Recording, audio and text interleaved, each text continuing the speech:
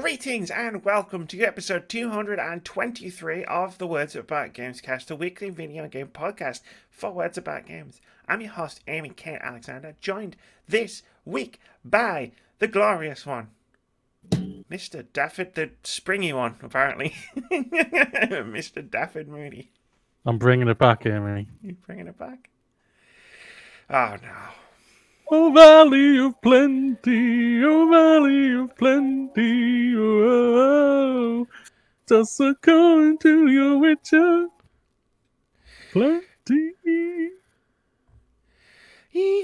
Don't give up my day job. Don't give up your day job. Don't give up your day job. Oh, man, my hair.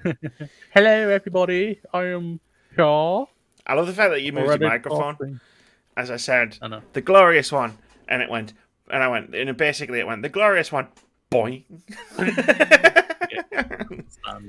Just want to point out that was his microphone and nothing to do with me. Yeah. Yeah, how you doing? I am not bad. I'm good even. I'm back at college next week, so nice. I'm looking forward to it. Cool. I'm off from my things that I do that aren't this. And I'm equally as excited. I had a list of games in my backlog that I want to get back to and maybe finish a couple of those off. But I'm probably just going to play Avengers. That plan did not take into account me actually enjoying Avengers. Oh, well, that's kind of me with Pokemon Sword right now. Like I've got games I want to play. Like, I've got Spiritfire, Orfera, Final Fantasy VII, Ghost of Tsushima. I've almost completed Tell Me Why, which I'm really happy about. I really am enjoying that. Oh, shit, the new chapter mostly came out, they're all out, yeah, all 3 chapters are out. So, that's a perfect time just to sit back and play it. For me, an awesome game so far, but I obviously haven't finished it, so I can't fully comment on it. But no, yeah, really, really happy with what I've seen so far. But no, yeah, it's me right now. It's like I'm just like constantly, just like I must catch the Pokemon. I must catch you. I'm literally in the background. Gotta catch them all, Pokemon.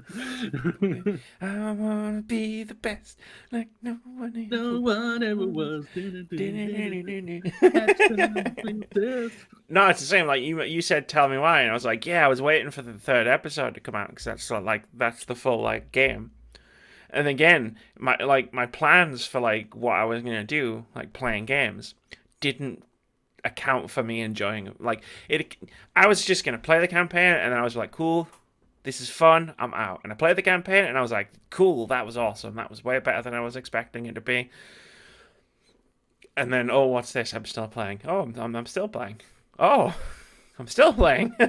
Oh, that's fun. Oh no. That's brilliant. I know it puts your backlog even bigger. It makes you go, oh, snag. I've got so many games to play.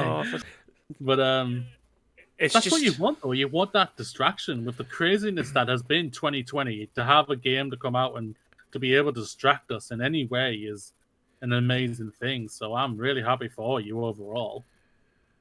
It's going to replace Destiny, which wasn't hard. I was really excited to get back into Destiny 2. Like, after having lapsed on it for I think 2.5 years, something like that. Yeah. And then I got to it, and it's so uninviting for new players, lapsed players. Like, it's almost hostile if you haven't been playing it.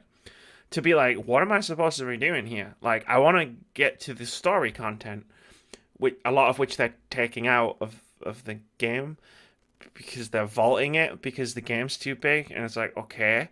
I guess I better get to it. But it took me ages just to find the old story content. And then I was like, you know what? Yeah. I'm playing Avengers, and I'm just, it's easy.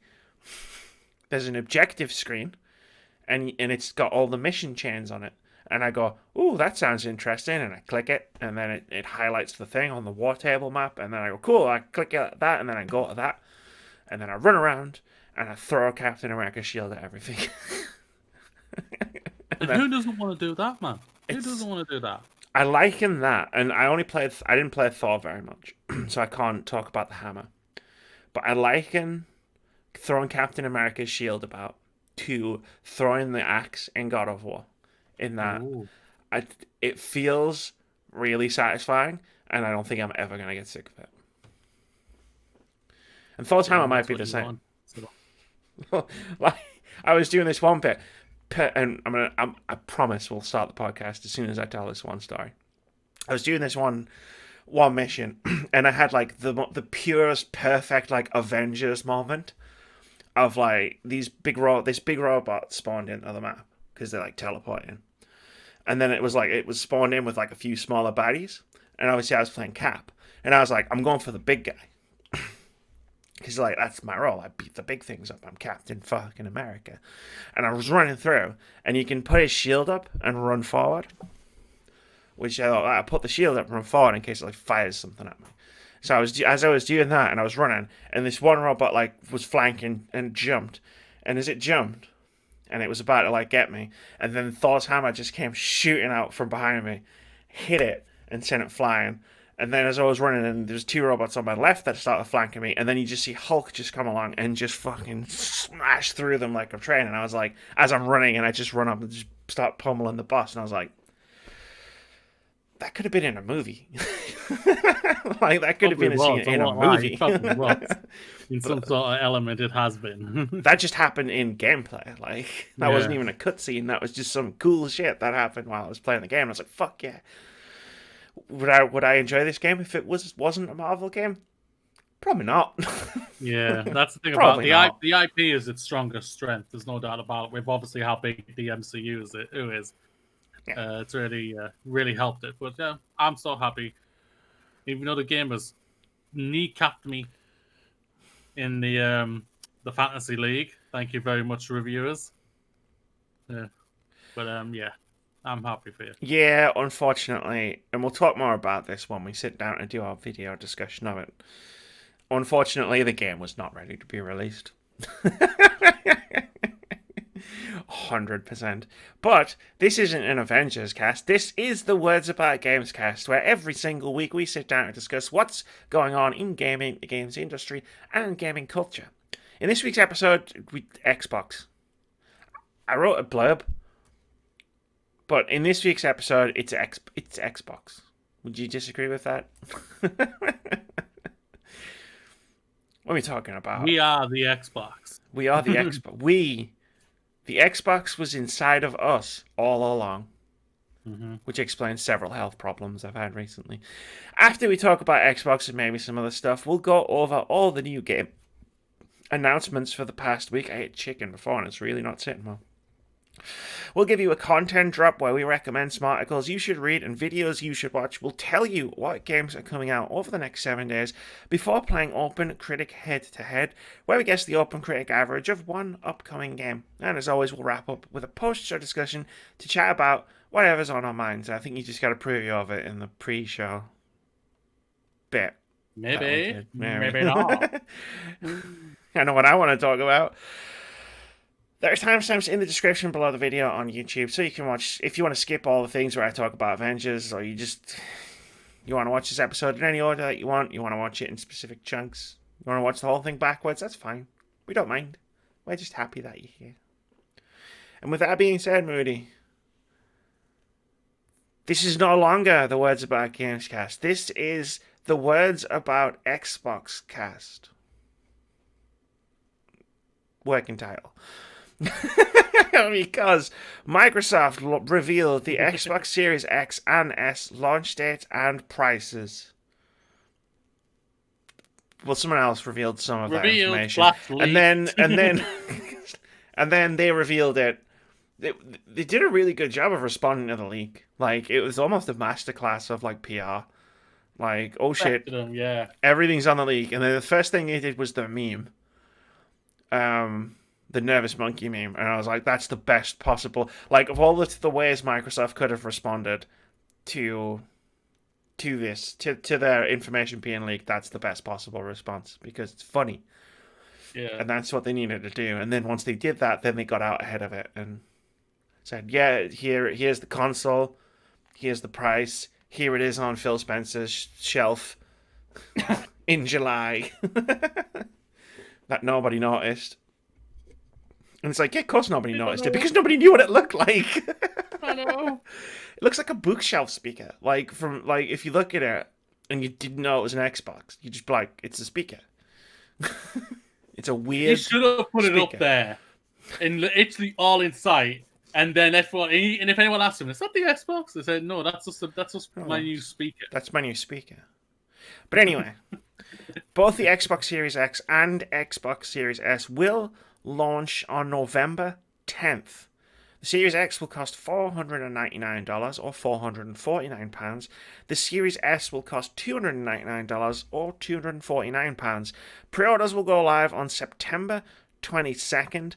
Microsoft will also be pushing Xbox All Access, which is monthly payments to get one of the consoles, with Xbox Game Pass Ultimate for the entire duration of the term of the payments.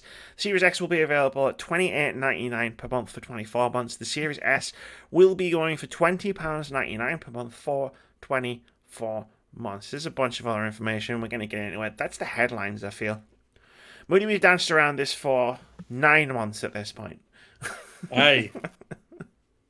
9 months. I think they did it. I think the person who leaked this saw our episode. Yeah. Because we were complaining about it again. Saying, should they delay? Should they go should they both go to 2021? I believe in between technical issue cuts, I believe I might have mentioned something about this was getting embarrassing. Yes. And then someone just went, fuck it. The episode was delayed by a day because I had to get a new keyboard for my computer. And I couldn't do anything on my computer with no keyboard. I couldn't do much. And then between when the podcast should have gone live, where we talked about rumors about the Xbox, and when the podcast actually went live, everything came out, rendering our podcast meaningless. Yeah. So thanks, Leaker. Smeg happens. Let's just be frank. Smeg happens.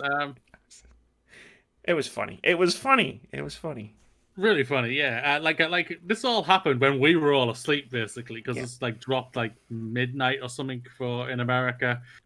And respect to them, like I say, respect, like you said at the beginning, like respect to the marketing department from Xbox, because they were probably just about to go to bed, and then he went, guys, it's leaked. Wait, we're trending. It's leaked. Why are we trending?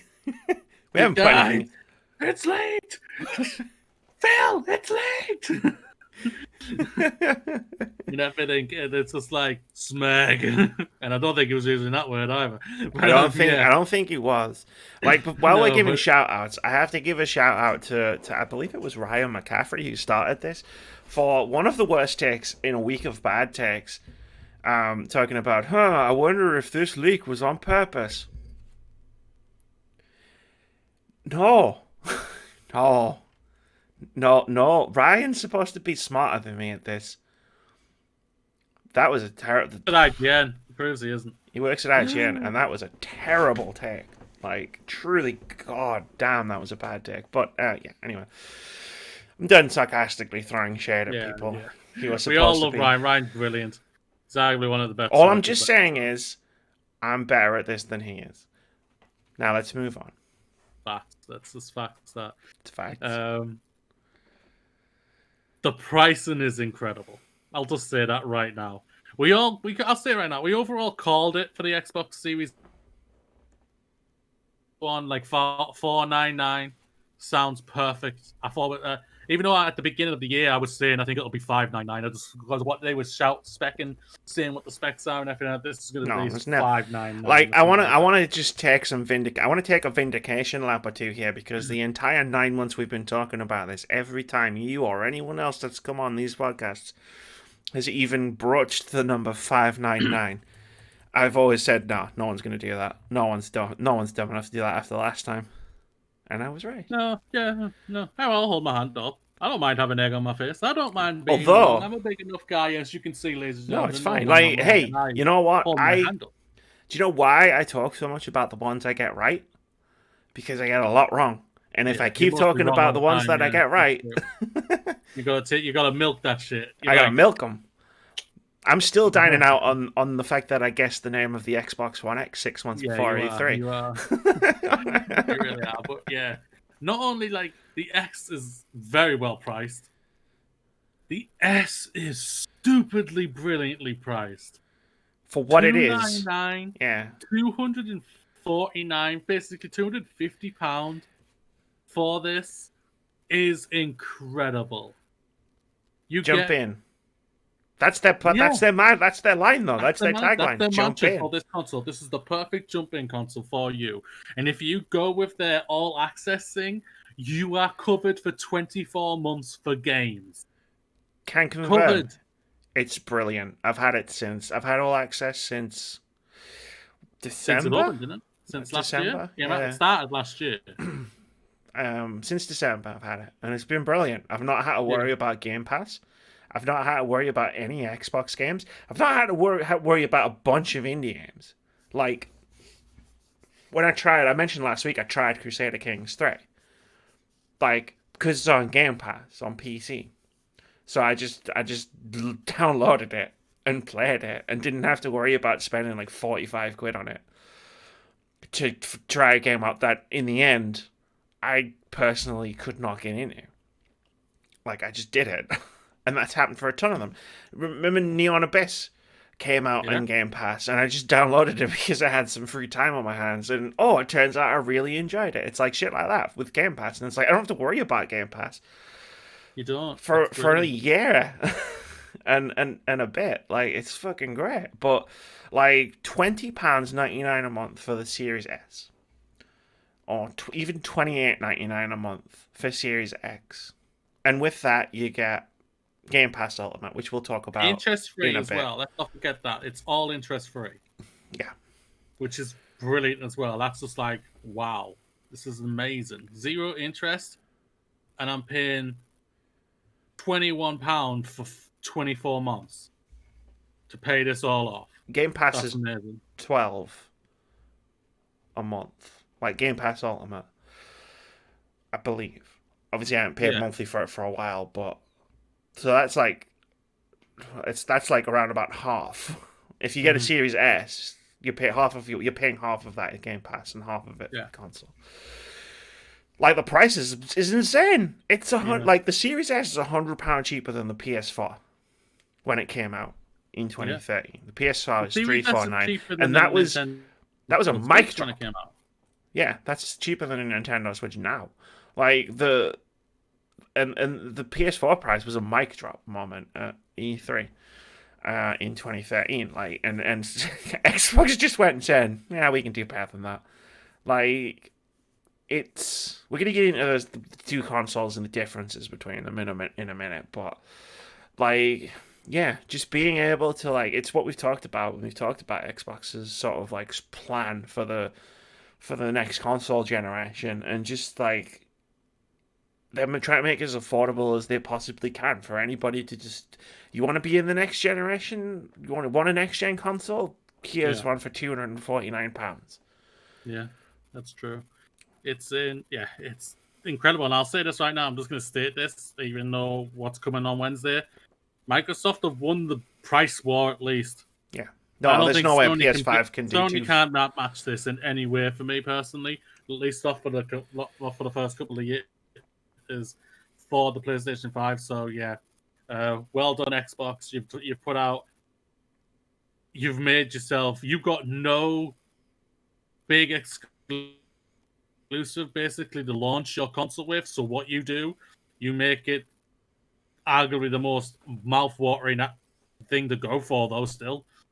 Hundreds of games on Game Pass with the other thing that we'll talk about added onto it, which is incredible as well. With this price point, no one can. For me, if I don't think I have seen anyone say, "Oh, the price is this." No, I can't do this price or anything like that.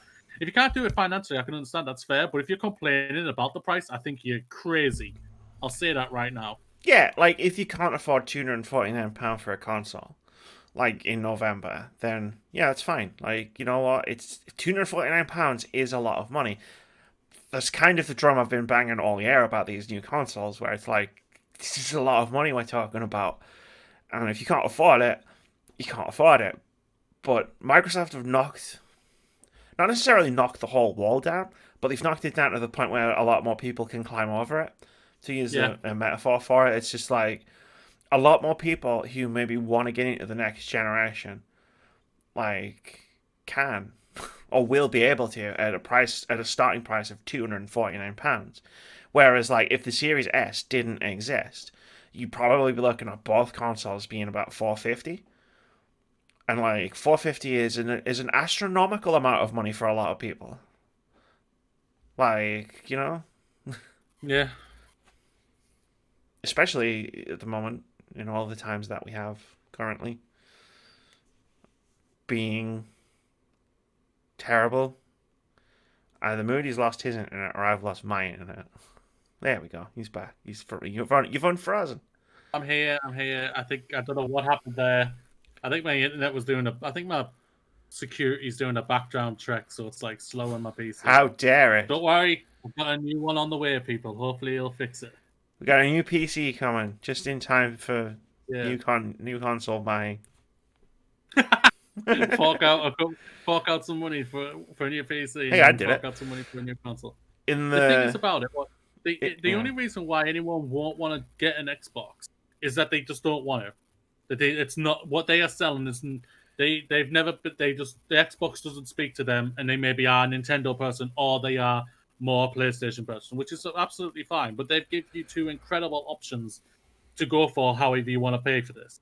Yeah. Pay for it for the all access. If you have the credit, let's all be frank, it's as long as you've got the credit to be able to pay this, and or you can pay that off outright in either $250 or $450, which is just like incredible to think. It's just like it feels good, man. It's just like this is the thing that we've been waiting for, which is crazy. Like to all what we know, this was meant to happen next week, along with the PlayStation 1. It looks like, because I believe PlayStation was meant to be doing next week, which they are, which we'll talk about shortly. But this is there's nothing bad about this at all. You can't say anything bad about it for me personally. I'm sure I could have. I tried. You could if you tried, I mean, I would just ignore you. I really would. I'd just be like, now you're just literally trying to. No, I'm not that person. Me. I know several people like that who just troll non-stop, and it drives me up the fucking wall. Just if any of them are happening to be watching this particular part of the podcast, stop it. You know who you are. I fucking hate it. And when I'm sitting here going, yeah, what I'm actually doing is dying inside. But yeah, no, this is great. Like, this is just awesome news. Like, the Series S is just a great idea from Microsoft for a next gen console. It's like, yeah, it's brilliant. Like, it's perfect if you don't have a 4K TV or a 4K monitor. You're not bothered about 4K. Boom! Here's a console, and it won't cost you the earth and then some. So we've got this, which is from GameSpot. Eddie McCouche and Alessandro Barbosa are credited as putting it together. It's a long thing. I took the summary at the end and dropped it into this document. So I guess if you want more in-depth information, there's a table as well. Head over to GameSpot and check it out. It's the Xbox Series X versus Xbox Series S comparison. The biggest differences. The biggest differences, which is the part I cut out. Because it seems like this whole end bit got all of that information, put it in here, and it was easier for me to read this in a podcast.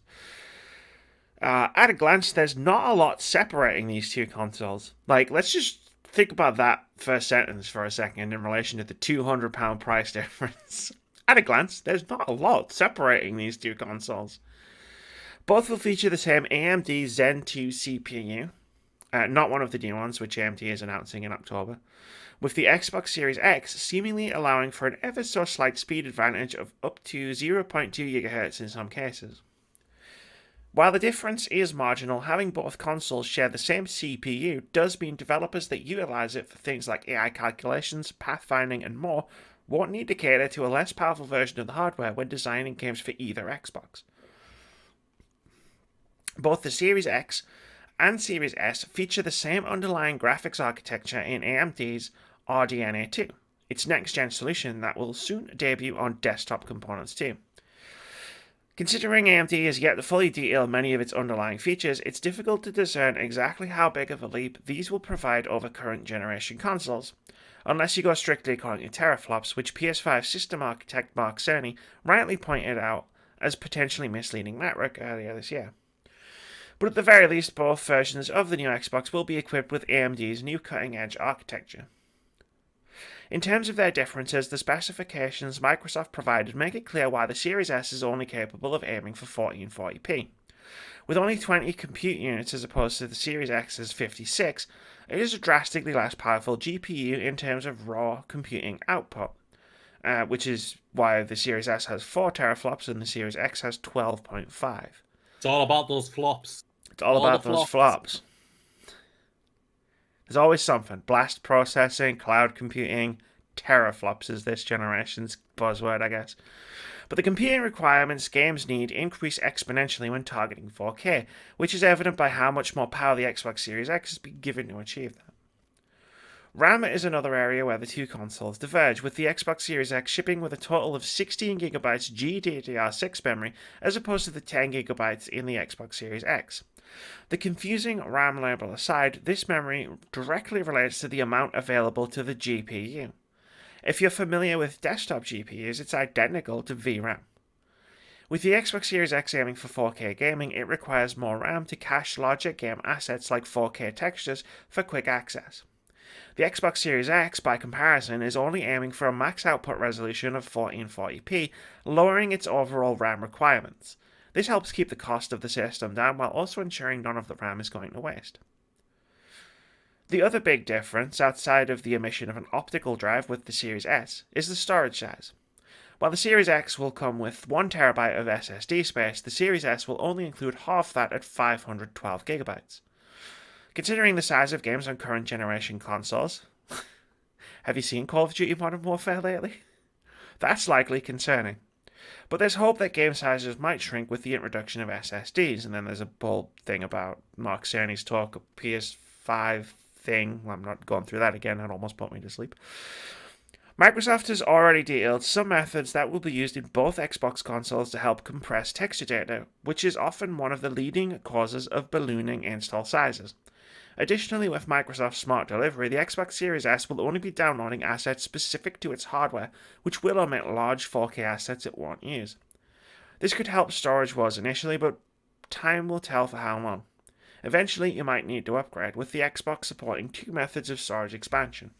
One is a proprietary external SSD made with Seagate that is identical to the internal one, allowing you to install and run Xbox Series X and S games off it.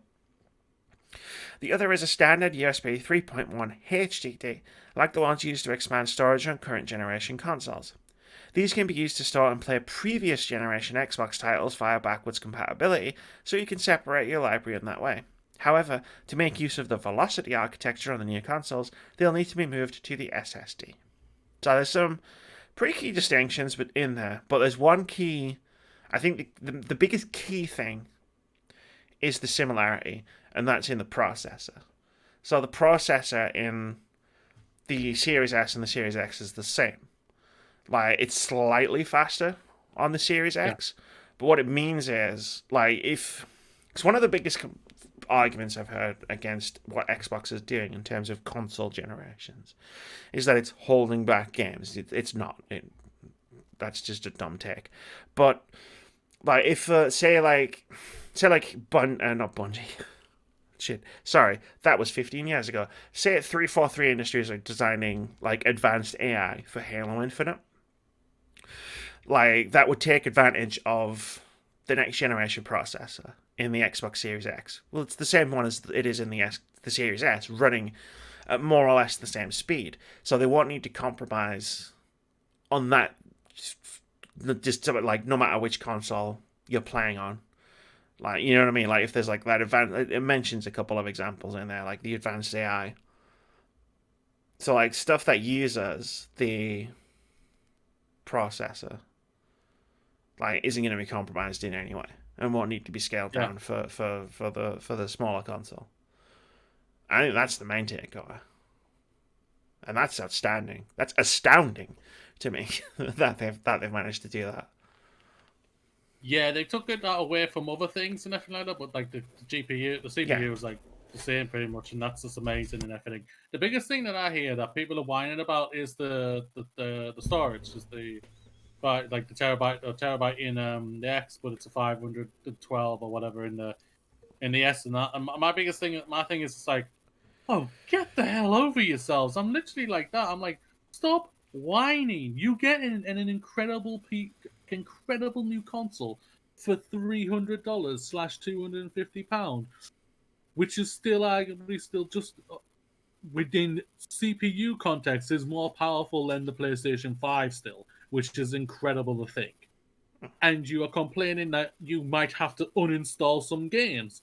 I'm just like, get the hell over it. Like right now. Like seriously, I don't care. I'm just like, you're literally whining over nothing. I'm sorry, but you're just whining.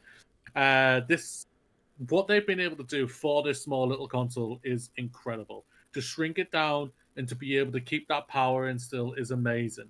And it's still like we were saying on the previous part of it, this is the perfect gateway into Xbox in general. A 1440p console, 4K is still not the thing what I think people think it is or anything like that. It's still it's a gimmick for me, and I don't care about 4K gaming or anything like that. If I could afford it, I probably would still get the X.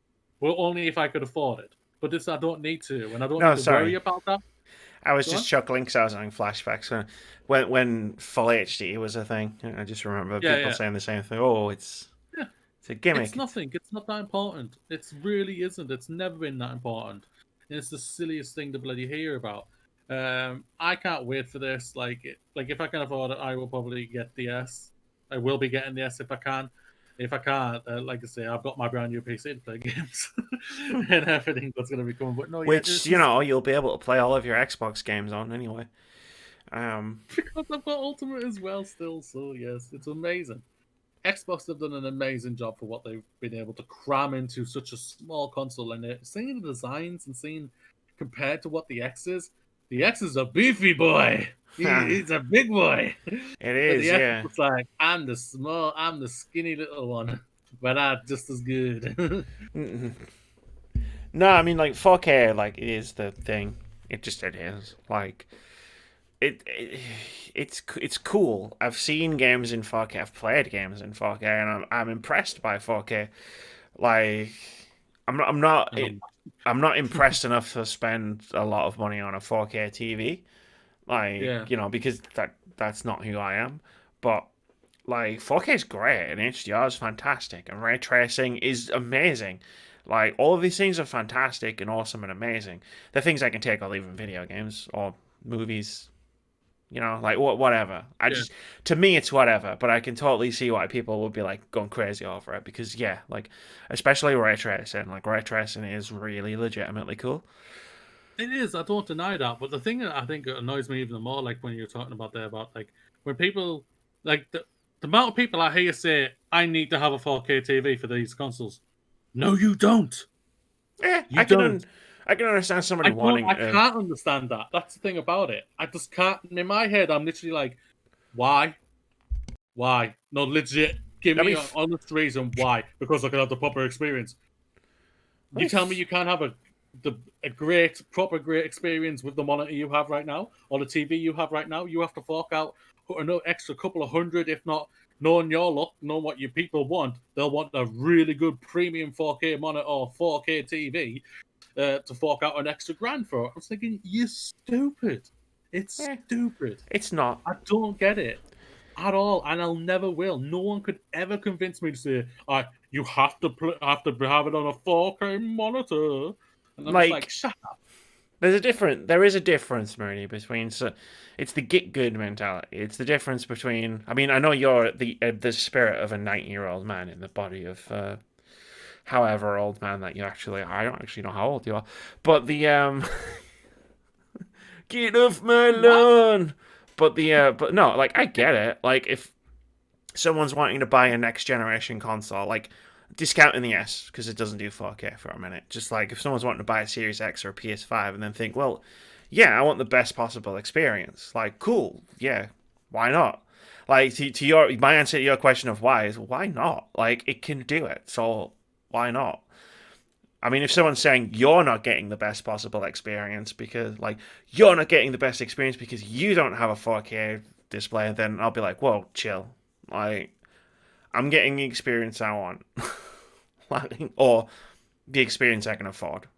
Like, whatever. Like, it's live and let live. At the end of the day, I'm a big proponent of live and let live. Like, if somebody comes up to me and says, makes sense to me. if somebody comes up to me and says, yeah, I want to play it in 4K, I'm like, awesome, yeah, it's going to look fucking great, it's going to be amazing, and it's going to be awesome for you. That's fantastic. But if they came up to me and said, you suck because you don't have a 4K, then let's just take a step back. It's two different things. Well, it's the whole argument when it comes to subjectivity, isn't it? It's just like, oh, your opinion doesn't matter because I liked it and you didn't. And I'm just like, really? Oh, yeah, I've never seen that opinion. I like your argument. I understand what you mean. I'm still not getting people coming on my Mass Effect video talking about how trash Mass Effect Andromeda is. That never happens. That didn't happen like 2 days ago. But anyway, I digress. This is about Xbox, not about shit people commenting shit things on my videos. Yeah, whatever it is, Microsoft have done an incredible job still. So yeah, and that's all. That's the only important thing. Like I love the like yeah, it's like it would think. I think we knew the Series S was never going to be a 4K gaming machine because that's the part that makes the consoles cost a lot of money. It's the 4K ray tracing HDR part of the console. So the Series S was never going to be that because it's designed to be the less expensive alternative. And the fact that it has the same processor as the Series X, I think, is pretty big. It's a pretty big deal. But also, like, PC gaming has existed for decades, and, you know, like, a less powerful version of a next generation console is not going to hold games back and hamstring game. That's just dumb. And I've seen that flying around for months. And as far as the storage thing goes, it's like, look, if you want a bigger storage thing, you're going to have to just bite the bullet and spend a bit extra money buying the Seagate upgrade. Because one of the reasons this console is so cheap is its hard drive smaller. I mean, compromise, like, to get a console out at £249, some compromises are going to have to be made. It's that simple. Compromise? Never. Like, when the PS5 is announced, prices are announced on Wednesday, and the digital version is only like 50 quid cheaper than the regular version. Because that's all they changed was the disc drive. It's like, yeah, it's because the disc drive is like one of the cheapest components. While we're on with Xbox, we've got more Xbox news because this was the week of Xbox news. This was the Xbox podcast. Next week is the PS5 podcast. Xbox Game Pass Ultimate now includes EA Play free. This is from ONS Good over at Polygon, who writes, EA Play's library of games is now available to Xbox Game Pass Ultimate subscribers at no additional charge. Xbox Game Pass Ultimate and Xbox Game Pass for PC subscribers get access to EA Play's 89 games immediately. Access will also be good for subscribers on Xbox One, Xbox Series S, and Xbox Series X when those launch in November. Game Pass Ultimate costs $14.99 a month and includes Xbox Live Gold, ordinarily $9.99 a month, $59.99 a year, and Xbox Game Pass for PC access. EA Play, formerly EA Access, costs $4.99 a month and $29.99 a year. EA Play members on Xbox One get access to a library of 89 titles. They also get a 10-hour free trial for selected new releases, typically EA Sports' newest launches, plus a 10% discount on any digital purchase of EA's DLC or microtransactions. Microsoft's announcement this morning confirmed both the trial and discount perks would carry over. Xbox Game Pass Ultimate's library currently offers 246 games to Xbox One subscribers. Titles enter and leave that library every month.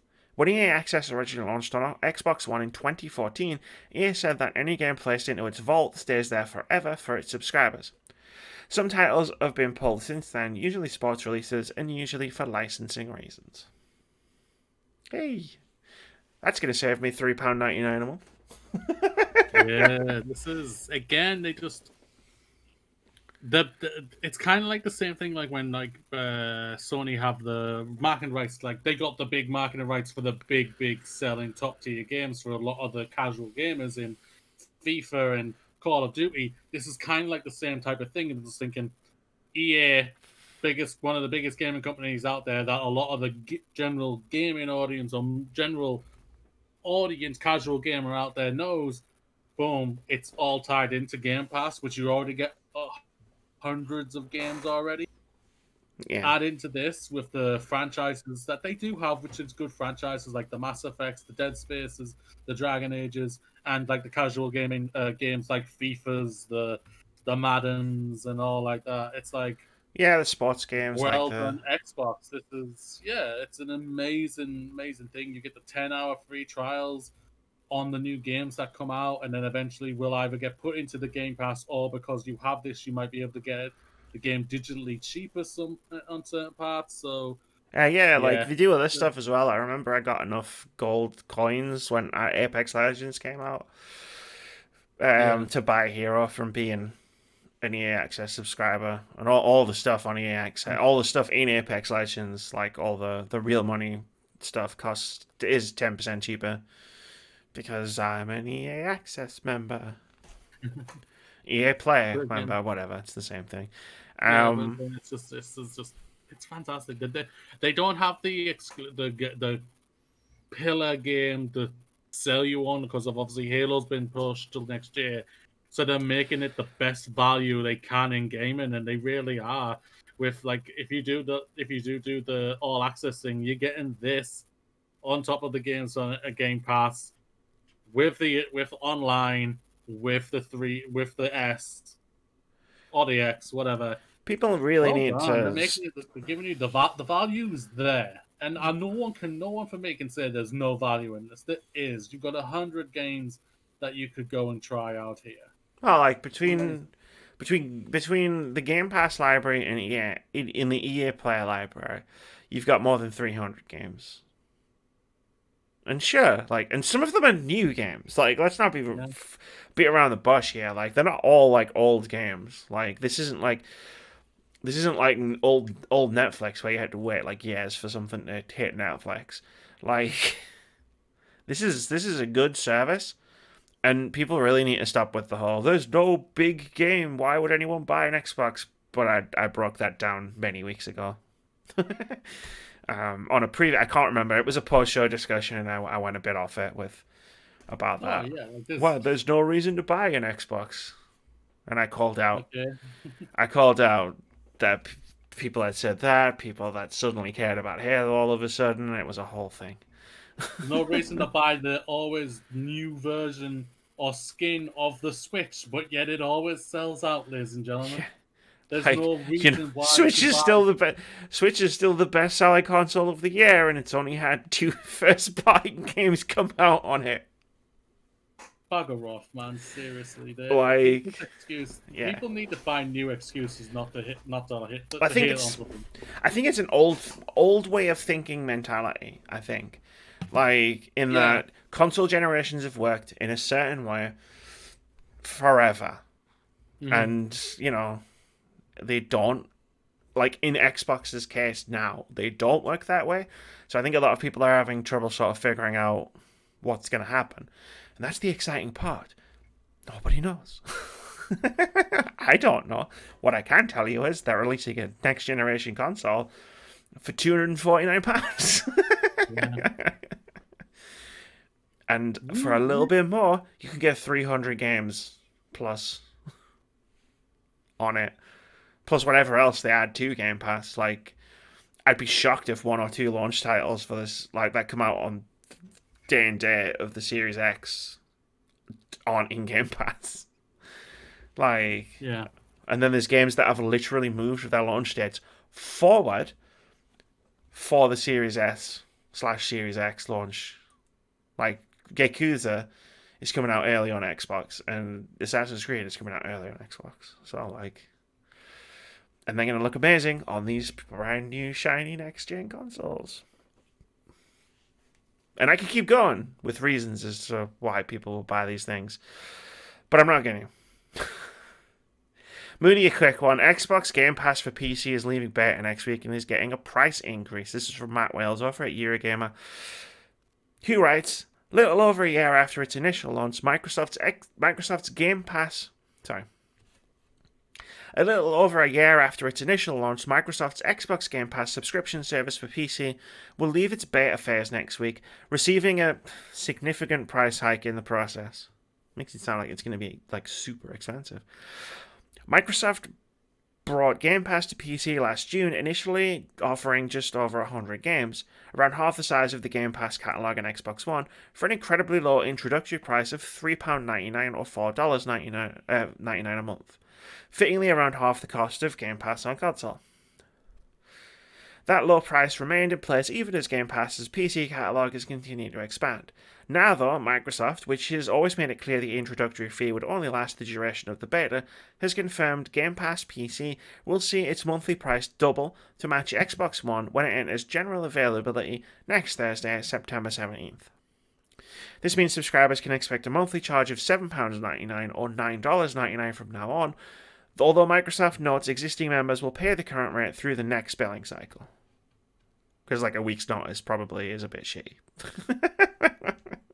So, like, people will be getting, like, a month's notice, basically. That I'm it's just gone. going to do this. No, it's cool. It's coming out of beta. Yeah, I'm happy this has come out of beta. There's no doubt about it. The price hike is not that significant. It's not even that worthy. It's like, wow, it's £8 now instead of $3 for us. It's the cost of Netflix. Yeah, it was always going to go up to that.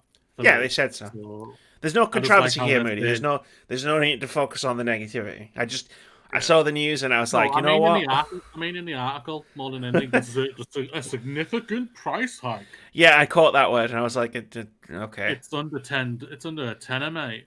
I think someone's getting paid by the word. Don't worry about it. Oh, sounds like it. Yeah, that's under a bloody tenner. It's nothing. Yeah. And at the end of the day, these days, people 9 times out of 10 don't even do the month one. They go for the hefty 3 months or 6 months, or heck, if they go into the all access thing, they're getting it for 24 bloody months. So not this one. I mean, they get it as part of Ultimate, but PC. Ultimate, you get Ultimate. Yeah, you get PC with Ultimate, but there's no one who doesn't own an Xbox console is gonna get Ultimate because they'd be paying extra for nothing. I'm just saying it's also added into that. There's multiple things, so no one's gonna have all access who has this. But I looked on the, I used it week for Crusader Kings 3. It seems to work fine. I don't know. I'm a console gamer. Like, I don't pretend I'm not. Like, yeah. I play PC games on PC when I get codes for PC games. Because they're like, you know, insider baseball tip. Like, if you're going to ask for a review code, ask for a PC one because they're easier to generate and cost the PR company very, very little. So you're much more likely to get a review code for a PC game than a console game. And there's Amy's insider game critic tip for the week. But that's cool. Like, it's nice that the catalog's a bit different. It's nice that you get PC specific games like Crusader Kings 3. Yeah. Or Flight Simulator. For that. It's nice that it's a part of Game Pass Ultimate. It's just nice. And it's a bit more expensive, but like if you're making use of the service, like a good way to look at it is if you play one game on Game Pass a month, right? That game has cost you £8. It's like I always think, because we use Boomerang, a rental service in the UK to rent usually AAA games. And it's like if I rent and play one game a month from there, and I don't. I rent multiple games. It's already paid for itself because the monthly subscription price is less than, like, the monthly subscription price is less than the cost of Avengers, which I rented, I've played, I've enjoyed, and now have bought off of the back of that. But like, if I hadn't, I would have only paid the cost of the subscription for that. But also, I've got Tony Hawk's, and I've still got Ghost of Tsushima. But it's the same thing with Game Pass, right? It's like if you only download one game a month, you're still only paying £8 for one game. Yeah. Like, yeah, it's a great deal still. So no complaints. Yeah, I needed to stem the tide of you reacting to the negative part of the news in that one news story, because now we're done. We're talking about Xbox, and we're going into the bad news of the week. We're going away from the holy shit, the Xbox Series S is only £249 to talking about things like Ubisoft and Activision and other things. So I wanted you in a good space before I destroy your soul. You did that months ago. Don't worry about that. Thanks. That makes me feel super great. You agree to do this podcast. That's all I'm going to say. UK retailer cancels all Super Mario 3D All-Stars pre-orders, blames Nintendo's woefully short allocation. This is from Wesley Inpool over at Eurogamer. He writes, a UK retailer has cancelled all Super Mario 3D All-Stars pre-orders, blaming Nintendo for a woefully short allocation. Thanks, Wesley. That's literally the headline. Yesterday, Base.com, which is popular among gamers for its cheap prices compared to the likes of Amazon and Game, sent an email to customers who had pre-ordered the upcoming Nintendo Switch exclusive, notifying them of the cancellation. The email, initially reported by Reset Error user GeoBros and verified by Eurogamer, has some choice words for Nintendo. Quote, we've just been notified of our allocation of Super Mario 3D All-Stars Nintendo Switch, and it is woefully short. This is very disappointing, and it is with great regret that we have to inform you that we will be unable to fulfill your order on the day of release. Further, as Nintendo and the UK distributors are unable to give us any reassurance that more stock will become available after release, we have taken the regrettable decision to cancel all orders. End quote.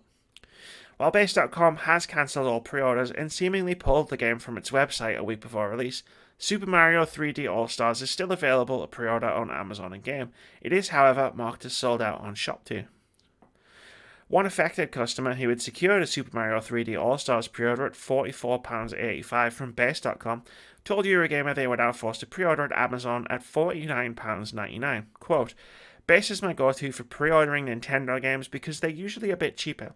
But given how scarce the game seems to be, I figured paying the extra was better than not getting a hold of a copy. End quote. I'm sick of Nintendo and this false scarcity nonsense they do. Full of this stuff. Like this. Beanie consoles, Ring Fits, Super Mario 3D All-Stars, I guess. It fucking annoys me. Ooh, we're only going to make a very small amount so that then it's constantly sold out and people will think it's really popular.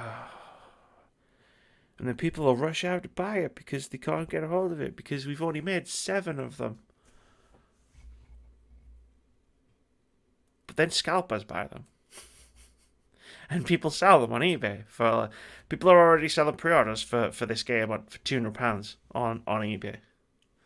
And it's just like, who wins in this scenario, Nintendo? Who wins? You don't win. Because all of the people who are trying to spend money on your thing, in this case Super Mario 3D All-Stars, isn't giving you the money. And I'm pretty sure the scalpers aren't paying you the 30% cut. Like, it dumbfounds me. They've been doing this since back in the Wii, when the Wii was like mega popular and sold out everywhere for months. Because empty shelves are great, because it shows that it's super popular. But then inevitably, scalpers move in. And we talked about this last week when I was asking questions of why a lot of their games that they're bringing out are only available for 6 months, which is just going to exacerbate problems like this. Just Nintendo being Nintendo. I'm sick of that as well. Like, It I is, love the fact that they dance to their own tune and like they create quirky things like the Nintendo Switch. Like, that's cool. But like, we also use that phrase, it's just Nintendo being Nintendo, to let them get away with a lot of shit sometimes. Hey, it's just Nintendo being Nintendo. Right, but they're being bad. And maybe we could say that every now and again, instead of just giving them, a pass for their games always being expensive and their stuff always being sold out because they don't supply very much of it. And maybe stop giving all of their games a slightly higher review score because they're Nintendo games. But now I'm venturing into... It's unethical, though, because if the game they believe is deserving to be at that score, then that's being unethical. Uh-huh. So that's unfair, that. I understand where you're coming from. I really do. Like, I barely play any Nintendo games in general for me, so they really aren't really affecting me in general. But I understand what you're saying is spot on. They are being very devious. They are being very open-minded to the part of that they know what they are doing. And they're doing, and it's worked for them so many times, and it works for them so well. It's deplorable. It's not good. All Nintendo, and I'm just going to be frank, all main big Nintendo fans who are mainly on the Switch, who mostly play on the Switch, who do probably Nintendo bloody podcasts or something like that, are very pro to not knock them down for this and everything. And that's them, and they're the ones who they speak to. Like even when I was on an Xbox podcast, I mean, if Xbox did shit, I called it shit. It made me very popular in the community. This is shit. There's no doubt about it.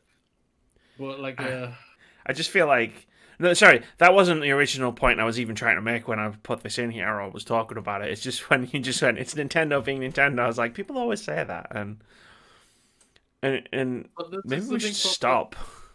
When I say that, I'm not meaning it. It's just on my behalf. Like, for everyone else who's like, I'm not giving them a pass. It's not that I'm giving a pass. I barely play Nintendo anyway. Like, so I mostly just play Pokemon. No, again, on my Nintendo Switch. But when it comes to the rest of the games, I don't really play them. That's everyone else who full-on Nintendo players who are doing this, and that's what I mean when they're the ones who are giving them the bigger pass all the time compared to like how I was coming across and everything. And that's how it is. You may talk now. And that's who I was talking about. Obviously. I wasn't saying by you saying that you're the problem. I know. Let's just be clear here. Like, yeah, I know. You were calling me out and talking shit about me. I was calling out everybody who like says that. Not just you. I've said it. I've said it so many times. And I'm gonna stop saying it now. Just like I've stopped playing Ubisoft games. And speaking of Ubisoft Moody, CEO Yves Guillemot apologizes for toxic employees ahead of Ubisoft Forward. This is from Mike Minotti over at VentureBeat. It's weird that none of the big sites really wrote anything about this. It's crazy. But Mike Minotti wrote, just a few hours before the start of another Ubisoft Forward live stream today. Okay, so this was written on Thursday. There's going to be a lot of references to the time it was written. So just as I'm reading this, just pretend it's like it's Thursday for a minute. Just a few hours before the start of another Ubisoft livestream today, the publisher posted a video on Twitter featuring CEO Yves Guillemot apologising for Ubisoft's history of toxic employees and workplace problems that have come to light this year. Quote, see, I'm already like ready to throw up.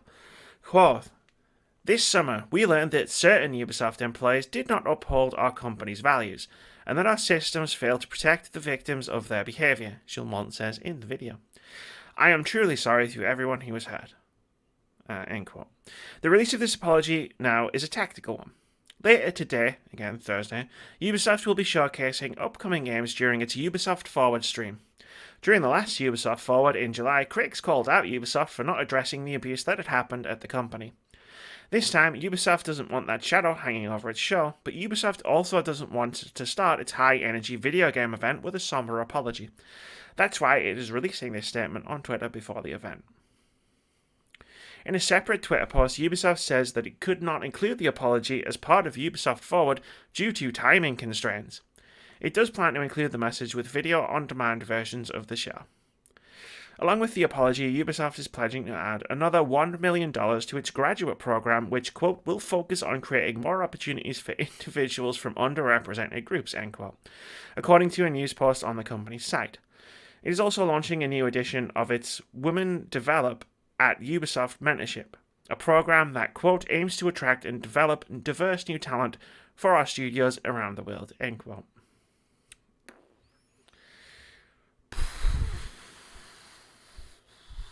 They pulled the same thing twice, Mooney. They pulled the same thing twice. They just gave it a different excuse. That is true.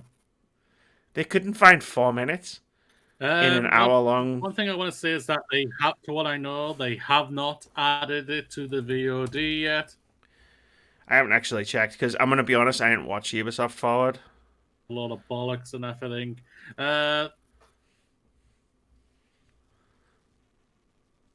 I think Moody's almost gone. So I'm going to talk.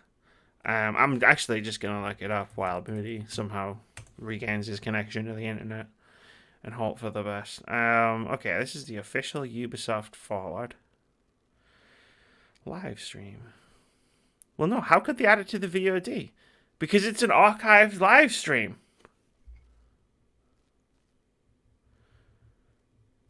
So there's no way for them to add it to the VOD because it's literally an archive of the live stream.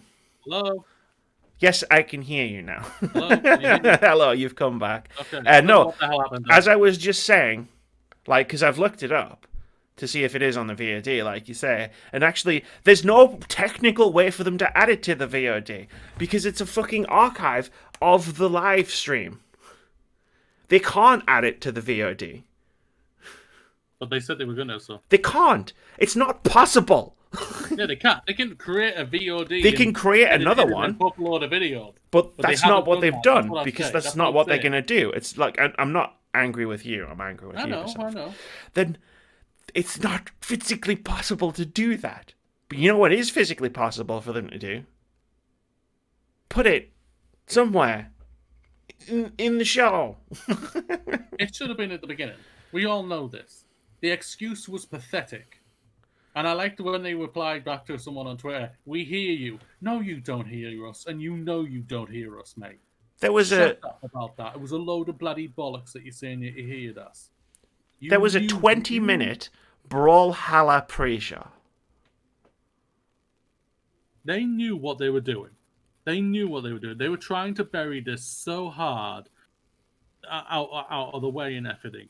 And they buried it so well that none of the big sites are talking about it. Well done, IGN. Well done, GameSpot. Let's be fair. No, I'm not giving GameSpot and IGN, specifically, and other big sites that aren't talking about this, the benefit of that doubt anymore.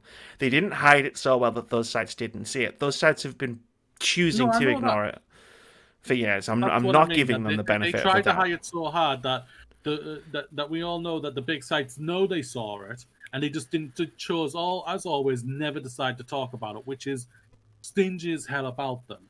What makes them really, really bad. And there's a reason why I only bloody listen to one podcast on their thing, and that's Unlocked. Because I used to like Ryan McCaffrey and everything, but even he's down on it as well, though, sadly. But yeah, this was one. The apology sucked. Let's just be frank and easy. The apology sucked. It wasn't a good apology. At the end of the day, that man shouldn't even be at Ubisoft either. And take your bloody son with you as well, mate. Yeah, I want to call that out. That specific part of the story out, where they're pledging to add another $1 million to its graduate program to focus on creating opportunities for individuals from underrepresented groups. Oh, like Yves Guillemot's, what was it, his son? Yeah. Who was in charge of the studio that made the mobile game. Like him. Like, fucking Jesus, man. $1 million. They probably made that last week. Like, I did like I said to you in the group chat when you mentioned it, like I wasn't watching it. I was playing Yeah, I knew Avengers. you wouldn't. Yeah, didn't Like think you would. I was on Twitter for a bit. I saw they've added Aiden Pierce to Watch Dogs Legion. Like you've got the entire cast of Watch Dogs 2. And the Apparently, character the you character choose to bring everyone was forward top. It was the is, character everyone wanted in the game, apparently. Or I everyone wanted was it looking like forward I to. mean, when I was gonna play it, I wanted a sequel to Watch Dogs 2. Like I really liked Watch Dogs 2. Um, but yeah, when I found out they'd done this again, I I wasn't angry this time, Moody. I was angry last time. Like this time, it's just.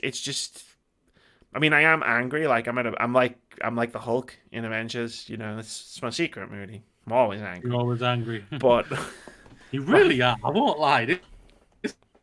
This year has really not. well, have you seen this shit?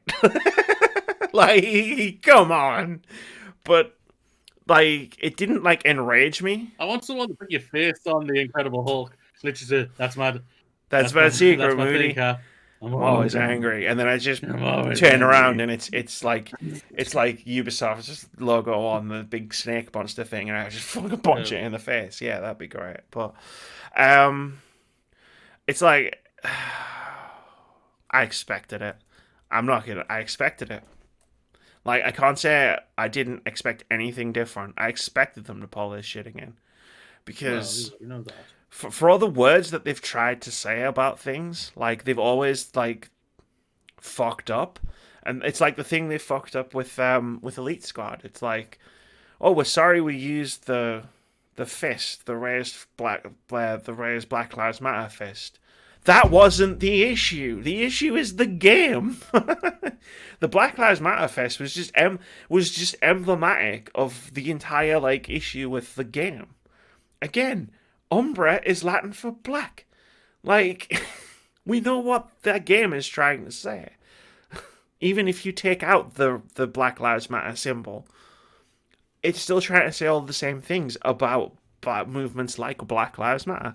And it's the same here, where it's just like Yves Guillemot still being the CEO of Ubisoft sends a message. And that message is, we really don't care. Like, we're sorry we got caught, is the message. Like, when he talks at the beginning of the apology video, where he's like, this summer we learned that certain Ubisoft employees did not uphold our company's values. Like, your company covered up for these people, sometimes for years. Like, there's a quote in Avengers. Kamala Khan says that. And if someone says it to Kamala Khan repeats it a bunch in the game. Good is not a thing you are. Good is a thing you do. And your company's values are the things that you do, not the things that you say. And that's the thing that you said. Like, the thing that you did was your company covered up for all of these people doing all of these horrific things over the course of many years. Those were your company's values. Because you're still there. The people who left still got to keep all of their stock options. All of these games that are coming out, Prince of Persia and whatever they're calling Gods and Monsters now, like, they're still going to make a lot of money. Like, the games themselves and the people who have left because they were massively abusing people who worked there, those people are still going to make a lot of money off the back of those games making money.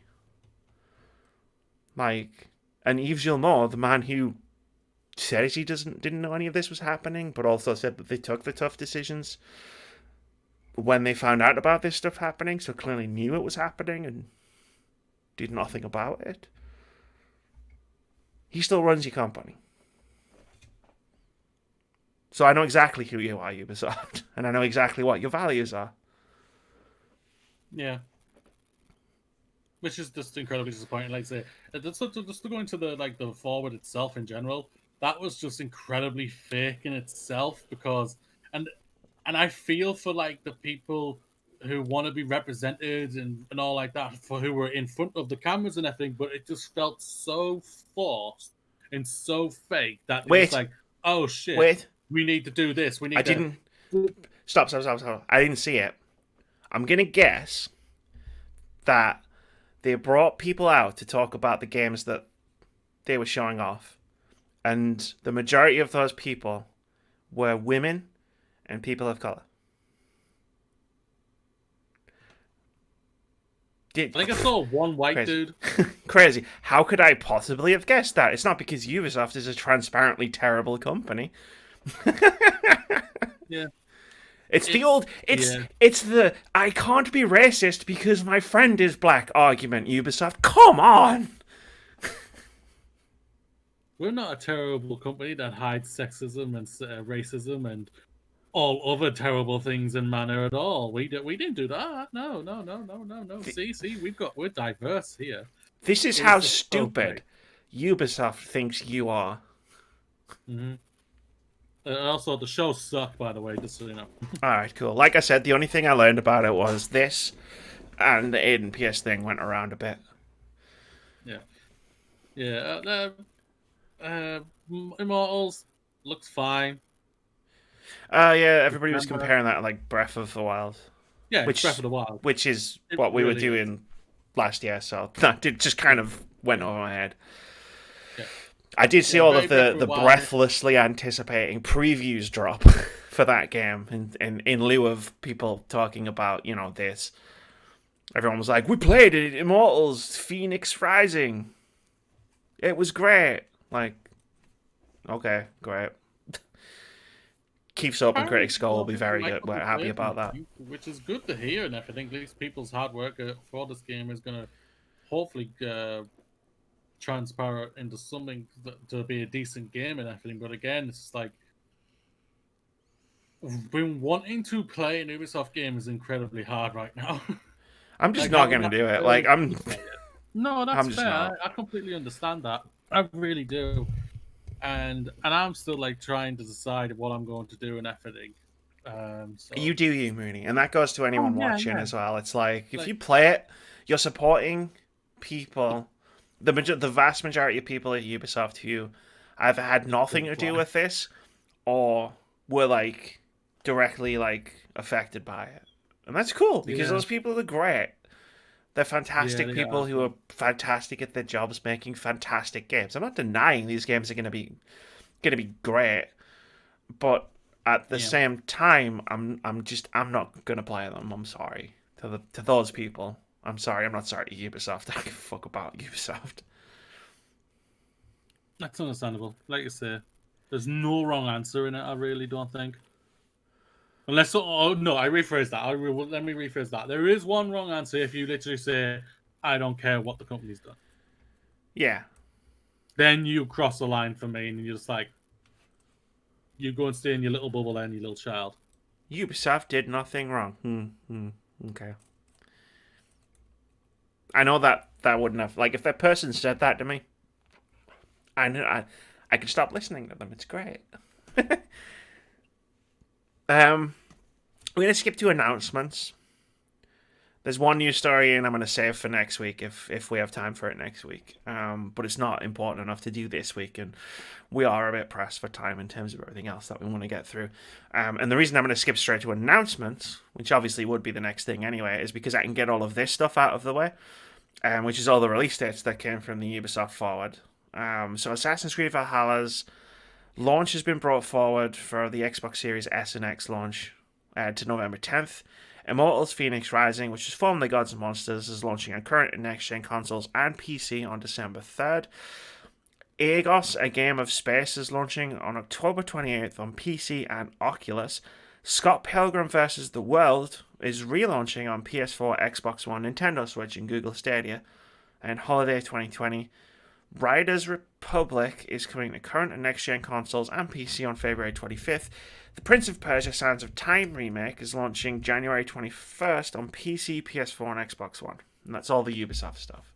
So again, I was going to like... Because there's one on here, if you said was an Ubisoft game, I'd be thinking, oh, damn, the moral stance. Well, thankfully, it just isn't. No, those are all... It's fine. I'll say one thing. Prince of Persia did not look good. Fair enough. It didn't. Everyone's like, oh. I never really liked Prince of Persia games, to be fair. Like, I never really got into them. But I was going to put a caveat when I said all of that stuff about Ubisoft being the absolute pits. But I figure if I add that to the end of this and then say, hey, see above, Ubisoft sucks butt. We also got some release dates for non-Ubisoft games this week. Puyo Puyo Tetris 2 is launching on December 8th on current and next-gen consoles and PC. Chronos Before the Ashes, which is a remnant from the Ashes prequel, is coming to PC and current-gen consoles on December 1st. The Survivalists launches on October 9th on PC and current-gen consoles. And Roller Coaster Tycoon 3 is coming out on PC and Nintendo Switch on September 24th. I used to love myself some Roller Coaster, like. It was always a nice little game. I was always a theme park girl, personally. I always tried to make a ride just that little too short so the tracks would fly off. Do you remember a game that came out years ago now? Scream Ride. It was this sort of... I don't think I've heard of that one. It was Frontier Developments. It was this little indie game. Well, it wasn't an indie game. It was like the in-between part. Where it was like a futuristic, demented roller coaster thing, and you did like crazy stuff, like tested out incomplete tracks, and you'd fly around on roller coasters or launch people into the lake. It was kind of fun. I wonder if that's on Game Pass. The game predates Game Pass, but I'm pretty sure it was an Xbox published game. I played that game when I had a Kinect, so it must have been early in the Xbox One's life cycle. Yeah, probably. I don't know. Just when you mentioned crazy roller coasters, I was like, I remember this one game. Yeah. There was one reveal, which is like a reveal, which is Annapurna Interactive is launching a PS4 Mega Bundle Physical Collector's Edition, which is limited edition, which is going to have Donut County, What Remains of Edith Finch, Sayonara Wild Hearts, Kentucky Route Zero, Telling Lies, Gorogoa, and Outer Wilds in it. So I think $200. Those are, yeah. It makes you really appreciate Annapurna as a publisher as well, and just be like, they published all those games. Some of those games. Well, imagine all of those games are good.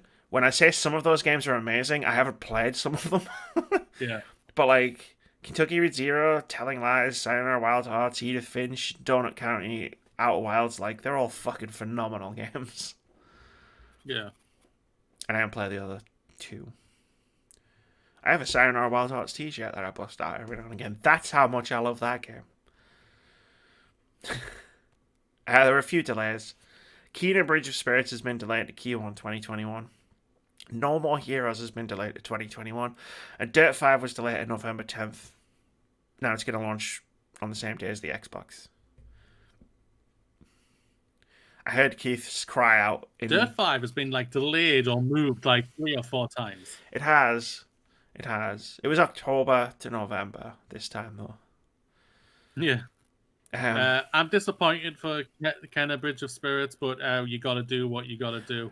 Exactly. If the game's not ready, you delay that shit. So I want to play that game when it's all great and perfect. So yeah, it's disappointing, but yeah, no, it is, and you know what? It happens, right? Like, it sucks. I would have loved to play that on launch day on PS5, but it's not to be. So I guess I'll just play Spider-Man instead. Yeah, but as Miles. Oh, hey, you ever heard of shoulder touch? Hey. Hey. Not gonna lie though. I mean, that part is amazing. But the leap, where the leap of faith scene in Into the Spider-Verse, it's the greatest scene in any superhero movie ever. Don't at me. 2 free games to talk about this month. Rocket Arena is free on Amazon Prime Gaming. Who remembers Rocket Arena? Because it only came out in June. And it was an EA game. Was that? No. Yeah. The one they bought? From the other thing and released it. Yeah, it was like 30 quid, I think. And now Amazon have took over. Oh No, my no, goodness. it's because Amazon, Twitch, it's Twitch Prime. You know, Twitch Prime. They rebranded Twitch Prime to Amazon Prime Gaming, and sometimes they give away free games. Okay. Okay, I understand. They're giving it away on there, but I'm pretty sure you can buy it for Well, like £4 now. well, it sold very well then. Yeah, no, no. You remember when we did the EA Play impressions video? I think we did it as part of the podcast a couple of months ago, and we said it's a game that looks like it should be free to play, but it's going to cost £30. The people who have bought it and played it agree that it probably should have been free to play. I think the highest concurrent players for it recently on PC was like 70. Which is a shame because it looked like a fun game. It's just I wasn't paid £30 to play it. I did my time. I did that with Lawbreakers, and it ended really badly for me because I fell in love with that game and it died so fast. I didn't want that to happen again. That's understandable. Yeah. I'm disappointed for the developers and everything like that, but yeah. Well, hopefully I'll give it a shot in the arm. Hopefully. Also, Stick It to the Man is the next free game on the Epic Game Store. That's on September 17th. Now, Moody, the reason I saved a little bit of time up for this this section, because there's a little announcement in the other section that I think we might spend 1 or 2 minutes talking about. So I'll do these backwards. So we get to it first. But yeah, it's Minecraft. Yeah, Minecraft is getting PlayStation VR support in September. Hey, that's not small news. That's not. Yeah, that's not. It's the reason Minecraft is one of the biggest games in the world, ladies and gentlemen. Playing Minecraft. PlayStation to get this on their VR system, which will probably transfer to PSVR 2 later on. Oh yeah, which is totally going to be a thing. It's just I've done a classic Amy, and I've predicted it too early. Yeah, but it's going to have PSVR support, and if it comes with support for these aren't Move controllers, obviously, because I own an Oculus. But imagine these are Move controllers, and you're like just battering away at the. Come on. That's big. But anyway, that's not the thing I was referring to. Also, CIA Games has founded a studio called Hexworks to work on Lords of the Fallen 2, which is coming to PC, PS5, and Xbox Series X. We need to figure out how to easily say Xbox Series X and S. There's got to be an easier way to say it. By the time... I think this time next year we're just going to be saying Xbox X. Xbox. I actually think we'll just be saying Xbox. Just flat. Even that as well. Yeah. Because they're both pretty much the same. Yeah, they're going to have all the same stuff. But yeah. So I think it's either going to be that. It's either going to be just Xbox or just Xbox X, Xbox S. One of the two. Yeah. Also, Star Wars Squadrons is getting HOTAS support on day one, and when I made these show notes, which was today, I learned what HOTAS is because I looked it up because I didn't know. And lastly, there's this little thing that got announced by a company called Sony. They're hosting some PlayStation 5 showcase on September 16th, but I don't know if that's going to be a big deal or not. I don't think it is. No? They're small fry, Amy. Small fry. Yeah. Like, Goodbye Volcano High, that was the thing that I saw at one of their events. And that looked pretty cool. Be delayed until next year. Yeah, and that looks pretty cool. And then there was this thing called Bug Snacks, which looks awesome. But apart from that, I can't remember them really anything memorable coming from the last time there was one of these showcases. I think the small-time superhero character, I think it was called Slenderman or Spider-Man. No, you're not thinking of Ratchet. Because I can understand why you would think Ratchet's a superhero. Yeah. Yeah, this is the thing that we've all been waiting for, basically. Hopefully. For the time. I'm not betting on anything. I don't mean about that. I mean that we want to know more about these things, and basically we expect to hear and know the price and the release date for this thing by the end of this 40-minute little thing. No, that's what I'm not betting on. Yeah. This has been crazy. So crazy that I can see a world in which we get through this showcase and we still don't know how much the PS5 is. No. They'd be stupid if they did that. Uh-huh. No, they won't do that. That's not exactly massively out of character for them recently. People don't want to go, you can't be 100% sure. I'm just going to say right now, I'm 100% sure we'll know the price and date by the end of this. I'm saying that right now. And if I'm wrong, I'll hold my hand up and say I was wrong. But I'm saying right now, I'm 100% sure, okay? I want a bigger active compression. Price is going to be, but I'm going to ask you, what do you think the date's going to be? November 17th. November 17th. I think I have 3, but I'm going to stick with one right now, and that's November 13th. I think it's going to come out the same week as the Xbox, but it's going to come out with Call of Duty instead of Assassin's Creed. That like a... What day is that? That's Why did I type November 13th into Google and expect it to tell me what the date... Oh, I'm an idiot sometimes. Friday the 13th. It's going to come out on Friday the 13th. That'd be funny as fuck. Friday. Wait. It would be. The Xbox is coming out on a Tuesday? Yeah. Really? Yeah. Oh, wow. You didn't know that? No, I just assumed it was a Friday. Like, that's why I said 17th. Oh, then in that case, the 13th or whatever the Friday before it is. I just assumed the 10th was a Friday. No. It's a Tuesday, yeah. The only other dates I have is the 3rd, which is a week before the 10th, or the 6th, which is the Friday before the 10th. I'd say it'd be the 6th. You don't want to release a new console too close to Black Friday. I don't. People are looking for cheap things. So this thing is not going to drop in price anything. So no, that's why Black Friday is the 27th of November. In general, it's not going to be that big a thing anymore.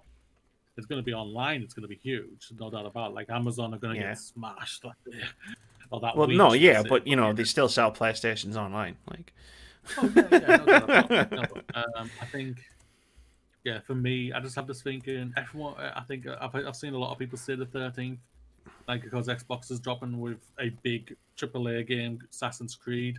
I can see PlayStation wanting to drop with Call of Duty. Yeah. They don't need to worry too much about that though, because they've got Spider-Man. The same week as Xbox. They don't care at all. No, it was stupid. It was only 7 days last time. Yeah. Like, so like, you know what I mean? Like, it depends whether they want to go first or last. Do they want to be the first new console out or the second new console out? That's all that is. If they want to be the first new console out, it'll be the 6th. If they want to be second, it'll either be the 13th, probably. It might be the 20th, but then that's like 1 week before Black Friday, and I don't think you want to do that. That's why I think it's or they go even more extreme and they come out like the last Friday of October or something, or the last week, whatever. Maybe.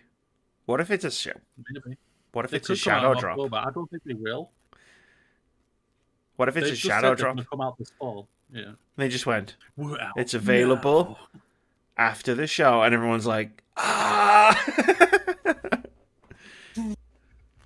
The internet would break. The whole internet would just break. The internet would break. There's no doubt about that. That's not going to happen though. But yeah, I mean, we could go October potentially. Like people, I've seen a few people say they want some distance from the Xbox launch. They don't care. Like, they don't care unless their console is going to be $600, in which case they probably want as much distance from Xbox as they can get. They're not gonna care about that. I mean, as far as price goes, I pulled this up specifically because I knew we were going to mention price at some point, and this is the last time we ever have to talk about the PS5 price without knowing what it is. Hopefully. That's true. But like I've brought up the 2020 predictions from January this year, in which a certain Mr. Moody, it's written here in the document, whose final prediction was that PS5 will be cheaper than the Xbox Series X. Oh, well, I've lost that already. Now, it does specifically say Series X, so I'm not going to be like, well, the Series S is $240. It doesn't have to be cheaper than the Series S. Okay, there could be a loophole here, and you know that for me. Because the digital, I think, is going to be cheaper. Well, we didn't know at the time that there was But going to it's be a two models PlayStation of 5 though. both It's of still a both PlayStation 5. consoles. I didn't say specifically the disc or discless. All right, So but that's a if you're gonna loophole there, and if you you're know. gonna try and fly through that loophole, I'm gonna close it with, well, the Series S was 249 quid. So I know that's what. But I said Xbox X. the and Xbox Series PS5, X. I said the Xbox not the Series X. PS5 All Digital Edition, the PS5 versus the Series X. We'll go with the top models of both. And to be fair, you predicted that the Xbox, like this wasn't part of your prediction because it's in brackets, was going to be 499, and then when I said 499, now what? You said £499. So. Oh, fuck off. No, for me, I'm going to say right now, I think the disc is going to be 499 and the digital is going to be 399. 499 what? I know a lot of people are saying that they're taking the disc out is probably only going to save them like $50, which I can understand and appreciate where everyone's coming from with that.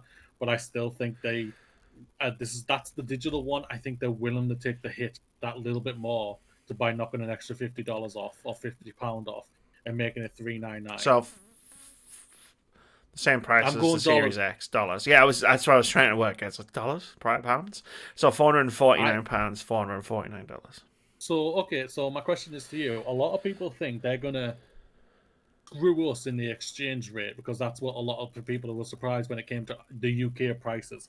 I don't think they will. No. I think probably when it comes to the UK prices, it depends. The disc is going to be $450 and the digital is going to be $350. It depends what. It depends which PlayStation we're dealing with. Are we dealing with the PlayStation from the beginning of the current generation, who were making the funny videos of here's how you trade a game with your friend, and it's you and Adam passing the disc to each other, or if we're dealing with the arrogant PlayStation? If we're dealing with the arrogant PlayStation who think that there's no way that Xbox will ever outsell them in Europe, then they might well just go, well, yeah, we're going to do it at $499 and £499 because people will buy it anyway. Because we're PlayStation.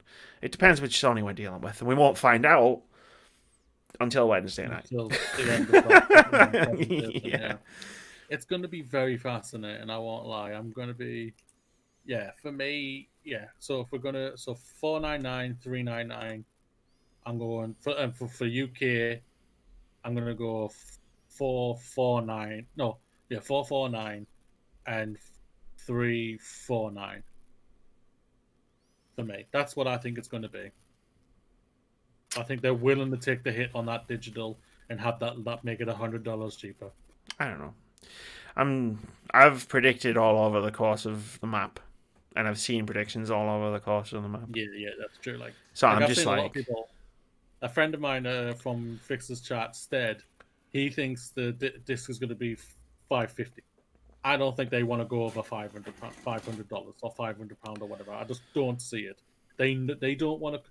They, even though, yes, I know what you're saying when it comes to, we don't know which PlayStation are we known here. Is it the arrogant one or is it the ones from the beginning of the PlayStation 4? Arrogant or not, I still don't think they want to go close to that $599 at all. They don't want to go near it. Yeah, and they know how much that bit them in the ass. They don't want to touch that whatsoever. As much as they have the better exclusives, and they can flaunt that fact, right? Because right now it's true. Like maybe in 5 years we'll be saying different, but right now they have Spider-Man, they have Horizon. They've probably got some third-party stuff. Maybe they'll talk about on Wednesday, like third-party exclusives. Like they know they can't use that to leverage a more expensive price from more expensive than the Xbox Series X, when the Xbox Series X can turn around and go, we have the most powerful console. Because it is. The power difference isn't massive, but it's there. Yeah, they can't be the most expensive console and not the most powerful console. So they're not going higher than £449 or $499, let's say. In case they do funny exchange rate stuff, they're not going to go above $499. That's the roof. Yeah. The question is whether they're going to go lower than that. That's the question at this point for me. Are they going to go at $449? Maybe. I could see them doing it. They'll get a sales advantage from people who buying a PlayStation 5 probably takes less convincing than buying an Xbox Series X for people who are on the fence. Agreed. And want to buy one or the other. So, like, for all the stuff that Xbox Series X is doing that's really good, like All Access, Game Pass, xCloud, everything that Xbox is doing that we've been talking about all year. If PlayStation just turned around and said, but we're $50 cheaper, that'll make the decision for a lot of people. So I can see them doing it. Not for a lot of people, yeah. So it'll be interesting. I'll say one thing. I was going to say this at the beginning before we start recording, but I'll say it here because I wanted to. Because I want to. I'll give Sony true credit here. They know how to do a hype trailer. This little like 40-second trailer is so just. It just makes you go, oh! I just love how it just like it's a slow little sound and then it goes. Would you believe I haven't seen it? It's really good. It's really they just hype it up, and I'm just like, guess what I did all day. Sony, you guys do a really good job when it comes to your trailers. And now even that little one where you see the woman in the all digital area, and you see like with the arrow, pretend she has arrows and everything. That even got me hyped, and I'm just like, I don't know what it is when it comes to Sony's marketing videos and everything like that. They're just always gonna make me go, yeah, I could. Yeah, they're doing a good job. They're hooking me in. Now, people may say, no, it's not hooking me in. Well, good for you. Well done. But they just hooked me in. And I mostly play on Xbox. But they do a good job. Yeah, no. I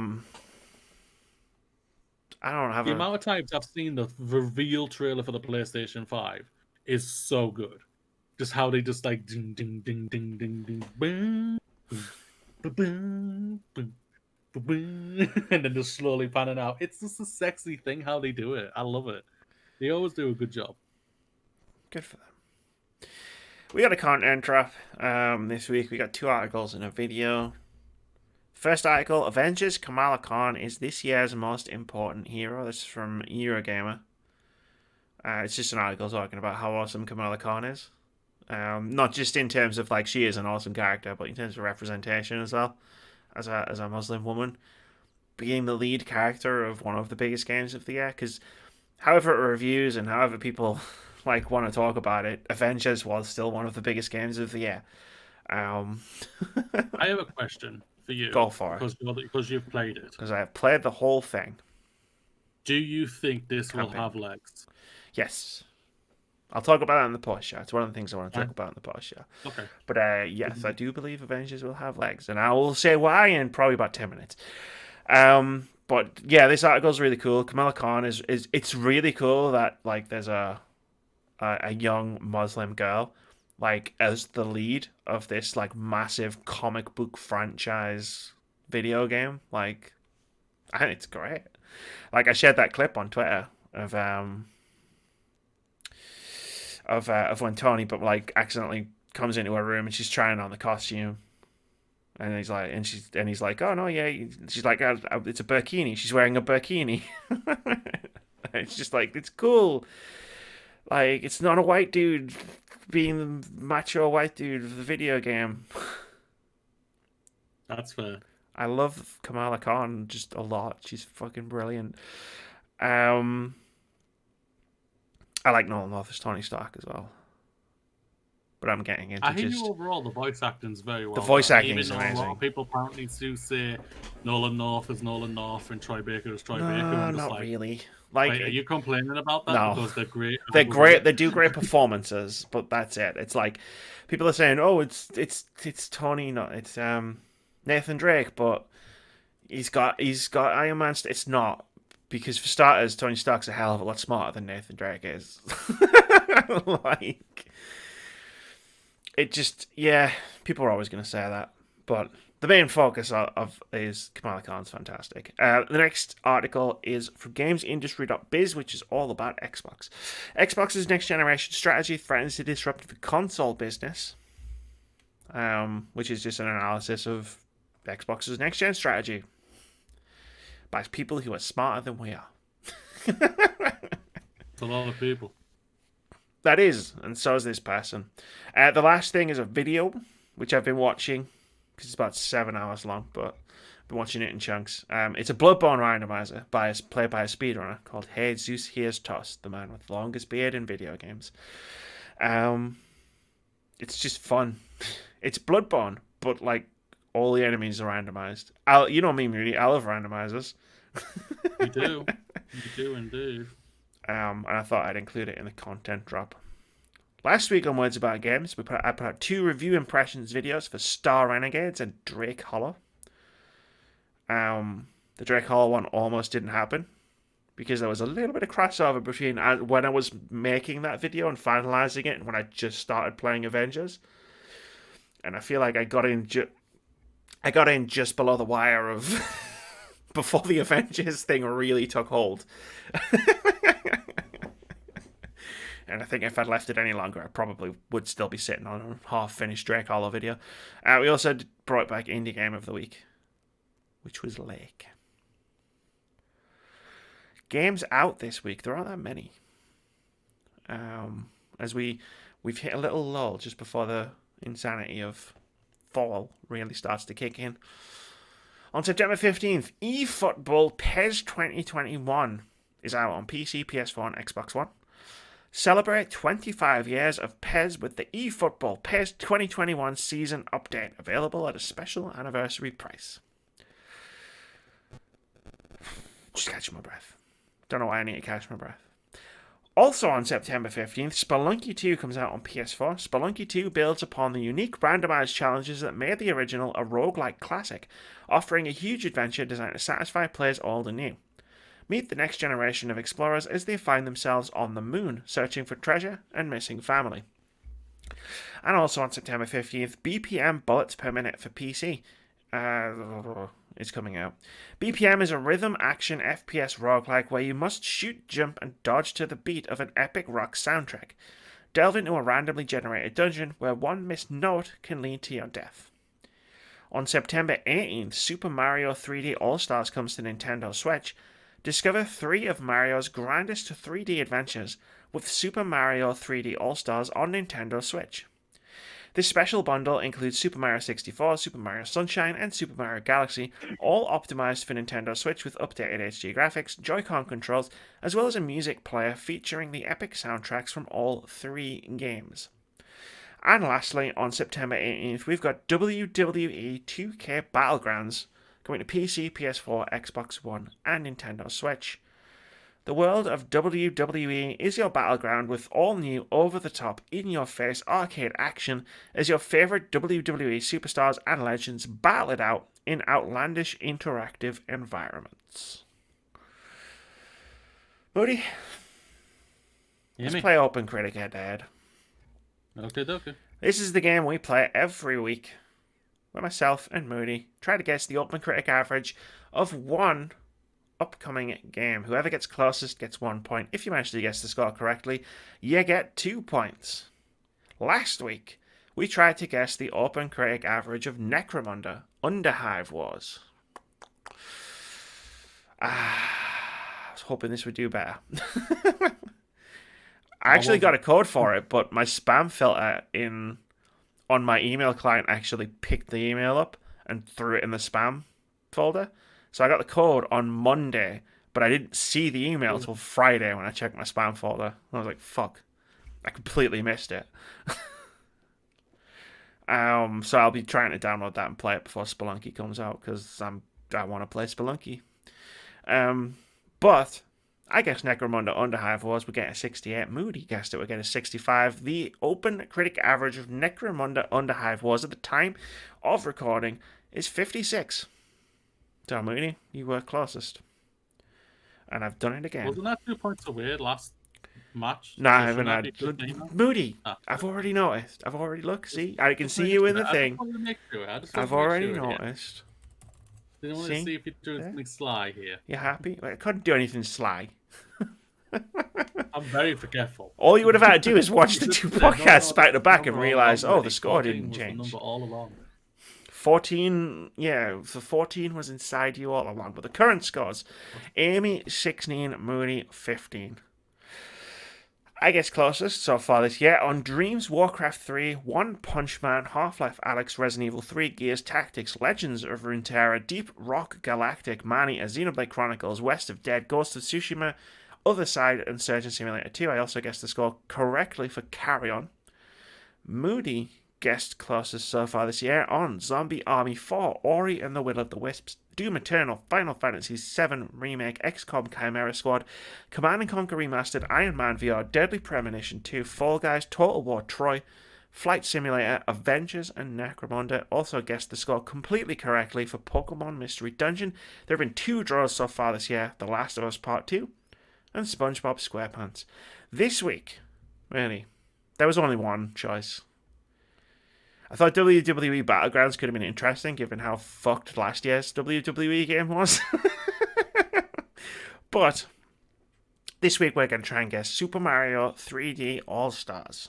3 classic games. Some might say 3 genre-defining games in one collection. But, Moody, how well are those games going to hold up for modern reviewers?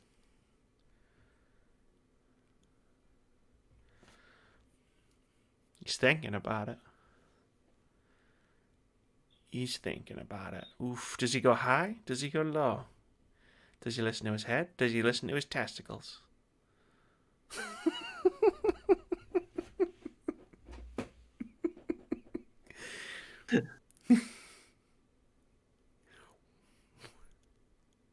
Amy, I'm doing a U. I'm going big or go home. That's a great strategy. Hell yeah, it is. Hell As somebody yeah. who is leading OpenCritic head-to-head, I can say with confidence. I'm going for it. I'm going for it, God, Amy.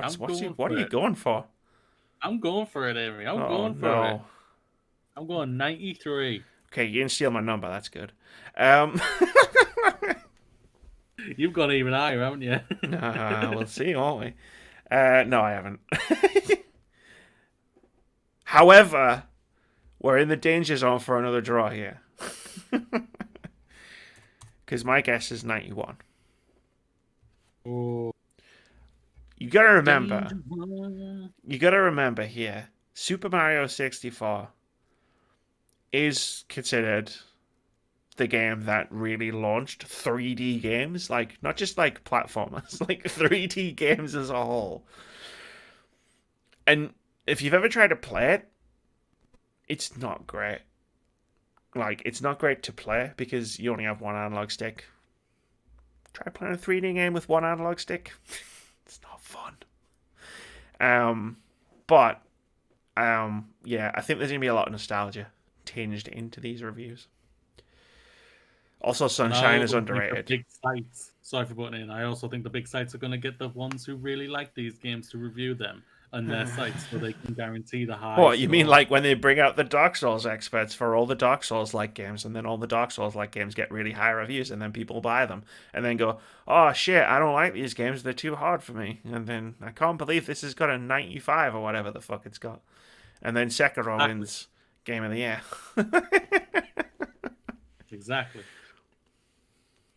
Yeah, no, I mean, hey, and as a fan of Souls-like games, like myself, like as someone who is that person who would be picked to review like a Souls-like game, but I still like look at that and go, it's a bit okay.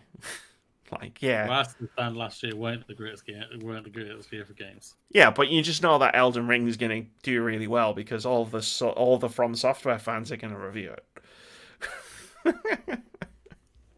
Exactly.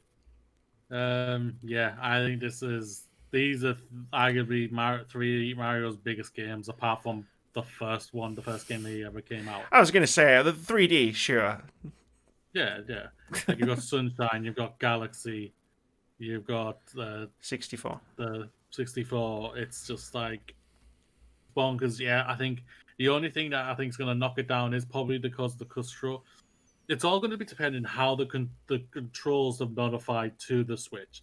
If they literally blend really well, then this could be really high. This could be the game. These 3 games could be literally put together and have a score higher than The Last of Us Part 2, which is arguably which is the highest scoring game this year on Persona.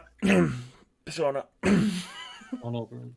It was like no, it's Persona 5 Royal, but because it's a re-release thing, it won't. Because you're looking at the homepage with the Hall of Fame, and it doesn't. With re-release, I don't care about re-releases. Yeah, it doesn't put Persona 5 on there either for the same reason.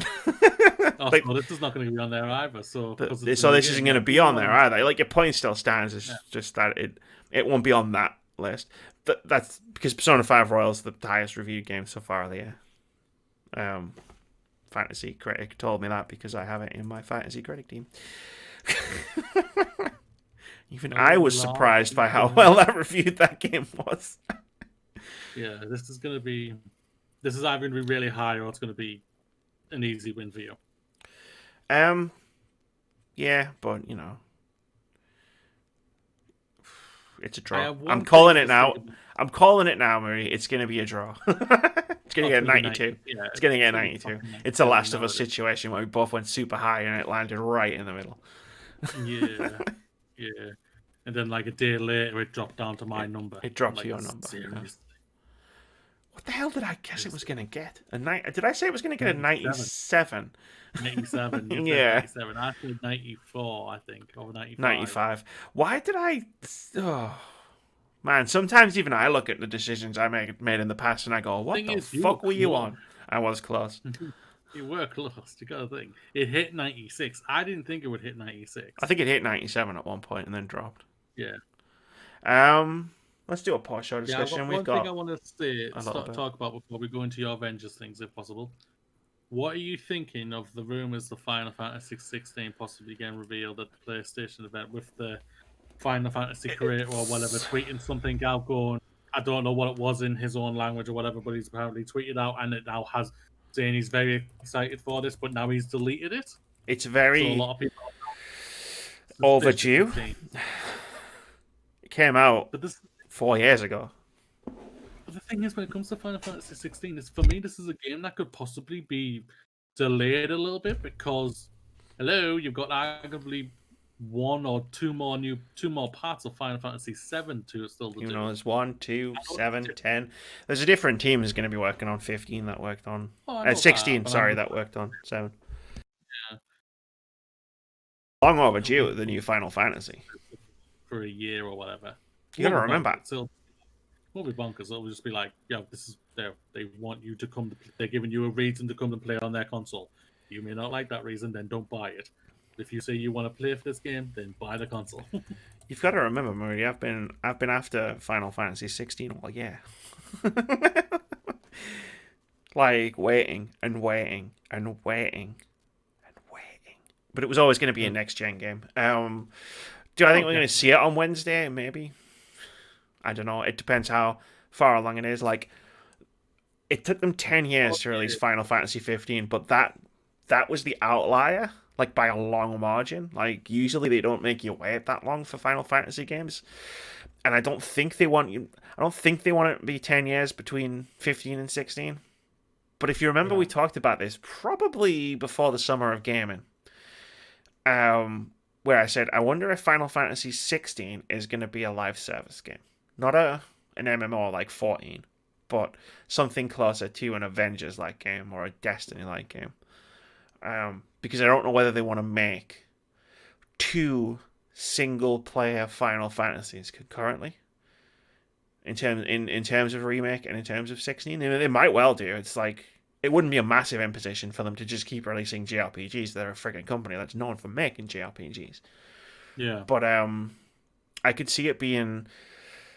because they did that for 15 with one of the DLCs, Comrades, where they added a bit of multiplayer, like a bit of a multiplayer type thing to the open world section. And I can see that being sort of like a test bed, almost, for maybe what they were thinking of doing in 16.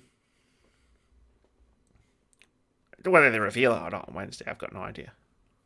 Oh yeah, no. I just thought it was very intriguing that he tweets out, "I'm excited," and then deletes it. It's just like, I know, this is all superstitious rumor and all like that, and it literally could mean absolutely nothing, and people are just like reading too much into that. He's deleted a tweet. I delete tweets all the time, ladies and gentlemen. Doesn't mean I'm going to announce something. I stand by everything I say, whether it's nonsense or not. The only time I've ever deleted tweets is because of massive spelling mistakes. That is true. Like, yeah. Yeah, no, it could be. Like, I could see it. I'm hoping for Silent Hill personally. As like if we're talking classic And I think PlayStation it'd franchises, be funny if they show both. both would be great. Especially if like they're not going to show more Resident Evil. I don't think, but that's coming later this month at TGS. Yeah, I was gonna say because it's gonna be at TGC. I don't think we'll see it at Maybe all. it depends. TGS is a weird one. Not many people watch TGS like Western people. I do because I like weird Japanese shit. Because people who watch TGS aren't necessarily there for the big Japanese games; they're there for the weird ones that no one's ever heard of before. But yeah, no, I want to piggyback off one of the things you were saying. You asked me a question about Avengers. I feel like I should at least answer it. And that obviously, like, I'm 30-ish hours into the game. Hopefully, we're going to sit down and record a video talking about it at some point this week to put out. Where I will probably have played more of the game because I'm probably going to play more of it tonight. But no, I am excited for the future of that game because the storytelling in it was really good, like surprisingly good. Like I think most people who played it and enjoyed the campaign were shocked by how good it was. Because when you play a live service game, you're not expecting the campaign to be the strongest element of the game ever. That's just how it is going in. But you go into it and the writing is solid and all of the acting is solid. There are some really nice moments. Like I talked about one earlier that I shared on Twitter. Like that's like a dozen moments that are just as good. Some of them are funny, like that scene was. Some of them are really heartfelt. Like there's a scene with Kamala and Bruce talking about their specific powers. It's fucking it's really really touching. Like the game opens on A-Day, which you've seen in trailers. It's the big event that happens at the beginning. But it opens on you playing as Kamala, and you've won a fan fiction contest, and you go to A-Day, and she's just wandering around like the festivities and the celebrations and stuff, just nerding out about all this Avengers stuff. And like it's just like it sets the tone for the game really well. And then her journey specifically is amazing to like experience and go through. It's a really good. It's not like necessarily a surprising game, but it's a really good, solid superhero story. What excites me for the future is so there was a launch day war table, which I didn't watch at the time. Went back and watched it after I'd finished the campaign. And with that sort of context of like, oh, well, now I know what the game is all about. I've gone and watched that. And it's like, okay, I get how they're going to do content updates now. Like, I don't know how like the future roadmap's going to look with like full-on expansions and stuff. But basically, like, I'm excited because Marvel have a rule where if Crystal Dynamics want to add a character to the game, they have to have a storyline. So when like next month, they're adding Kate Bishop to the game next month, and they're adding Clint Barton. Okay. They're both Hawkeye. Yeah. They're adding Clint Barton the month after. It's like original Hawkeye. It's like a 2-part story. And that's the part that excites me. It's a 2-part story. So like all the characters are free. Like you can buy a battle pass for them, and I'll get to that in a second because there's something I want to ask about. I wanted to mention about those. So like you're gonna get a story, but then if they're like releasing characters every month or 2 months, you're gonna get a new story. It's what I've always wanted from games like Destiny, where it's like you're gonna get big expansions with big storylines, but like when they add a character, in this case in Avengers, when they add a character, they're adding story to it. It's like this is what I've always wanted DLC to be. This is what I've always wanted live service games to be. Like, to be a world where it's like, when they add something to it, there's a story with cutscenes and dialogue.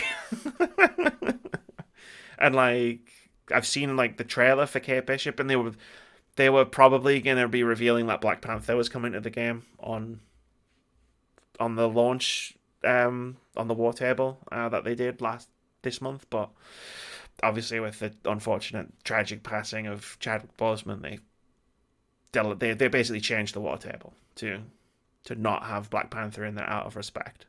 And it was like it opened with like I think a minute or two of like a tribute to Tragic. It was really nice. But that's cool. That's why I'm excited for the future of the game, because I'm gonna get like this ongoing, evolving narrative in of the story of this story that I'm already enjoying. And I can like wait a month or two for the next part instead of waiting like a year or two for a big expansion, but having just like seasonal content in between with no story.